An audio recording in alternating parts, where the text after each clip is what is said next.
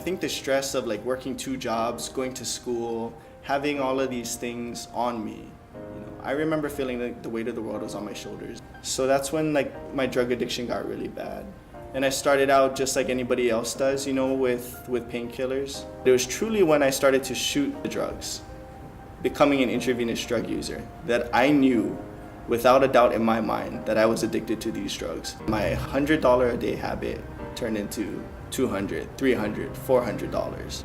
I think one of the hardest things for me was coming home one day after work and just seeing this big lock on my door and a sign that says repossessed. I had no choice. I ended up staying on the streets. So there was one night, I was at the bus stop on River Street, had a backpack with a couple of pieces of clothes and a Bible a friend had given me. So I opened the Bible. The first scripture I saw was in the book of James. And it said, "You do not have because you do not ask." Me being a little skeptical, but having nothing else left to rely on, I closed my eyes and I prayed. And I told God this: "All right, God, if you're real, I'm hungry. Give me a sandwich." And I ended the prayer. And it wasn't even half an hour later that I saw a bunch of young adults going around to the different homeless that were on the street there. They introduced themselves. "Hi, we're so-and-so, we're from the Salvation Army." And one of the girls asked, "Are you hungry?" I was like, "Yeah." She puts a sandwich there. And I just remember kind of thinking in my head like, okay, are you really real? Is this really happening? And as soon as they left, picked up the sandwich. And it was a peanut butter and jelly sandwich. And in the back of it, there was this card. It was like a business card.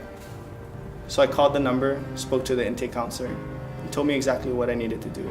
Did 7 days of detox, and I entered the ARC. So I finished the ARC, and I remember just thinking, what's next? What does God have in store for me? So I remember coming in here one night, getting onto the altar, and just asking God, okay, God, whatever you have planned for me, just give me the faith to follow through with it. I woke up the next morning, the warehouse supervisor came up to me, asked me, "Hey Kenneth, do you know how to use a computer?" "Yeah, I do." "Well, your WTA changes and you're gonna be the next dispatcher. And if you do well, we're gonna hire you." So I did it, and I was hired by the Salvation Army ARC as the dispatcher. I moved out of the ARC, and then God found it fit for me to come back. And in August, I became the resident manager. When I look at Kenneth, I'm just so proud, not only of what the Salvation Army has done, but what Kenneth has done. He has overcome incredible odds to find a new life. If it weren't for the Salvation Army, I'd be dead. It didn't give me back my life. It gave me a life worth living.